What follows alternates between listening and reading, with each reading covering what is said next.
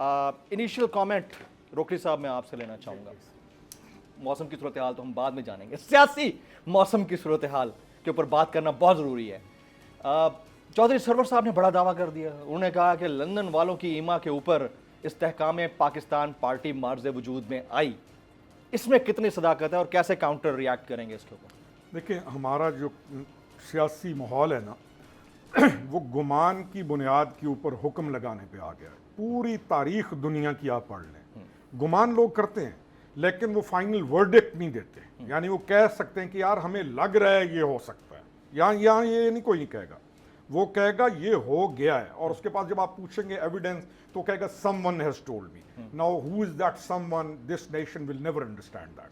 ये ऊपर से लेके नीचे तक हमारा एक नेशनल बिहेवियर बन गया। अब चौधरी साहब से गलती ये हुई कि अब हमारे कल गलती ये हुई कि चौधरी साहब ने ज्वाइन कर ली काफ लीग। मैं यहाँ तक कि क्रिटिसिज्म, नेगेटिव क्रिटिसिज्म का नहीं होता, ये उनकी चॉइस है, ये उनकी चॉइस है। लेकिन यकीन जानिए 3 दिन पहले मैंने जब उनको टीवी पे देखा, जब उन्होंने ज्वाइन 4 दिन पहले कहीं देखा, तो मैंने कहा सून चौधरी साहब को रियलाइज होगा कि मैं क्या कर बैठा हूँ। और उसकी रियलाइजेशन का आज ये जो हमें मिल रहा है इम्पैक्ट जो है वो मिल रहा है।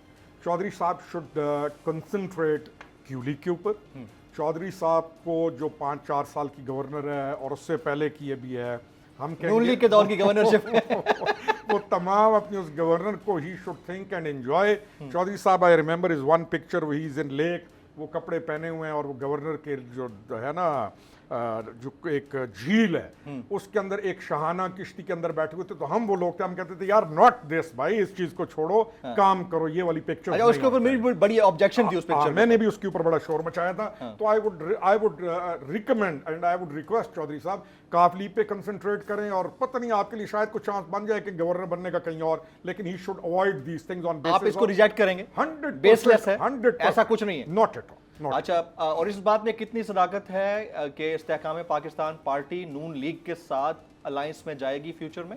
सर देखें, अलायंस की जब हम बात करते हैं ना, आप मुझे बताएं पीपीपी का और नून का अलायंस हो सकता था?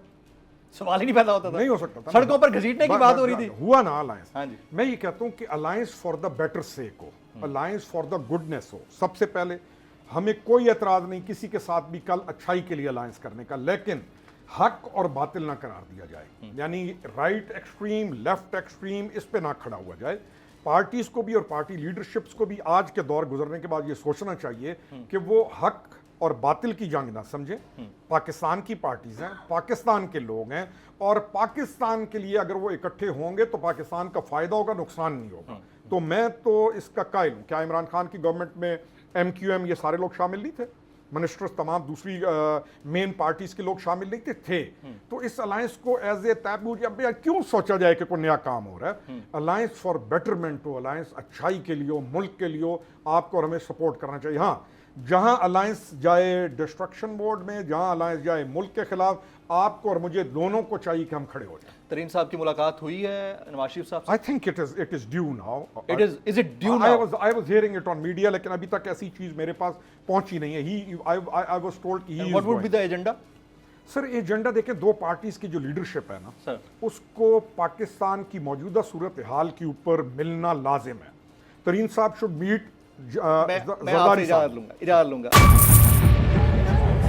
बजट 2023-24 की सबसे बड़ी ट्रांसमिशन बोल एक मर्तबा फिर सबसे आगे। वजीर खजाना की बजट तकरीर की सबसे बड़ी कवरेज 62% अवाम ने देखा बोल की स्क्रीन पर। Welcome back to the budget transmission. सबसे बड़े पैनलिस्ट और रिपोर्टर्स की बड़ी टीम ने बजट के लम्हे लम्हे की अपडेट से किया बाखबर अपनी अवाम को।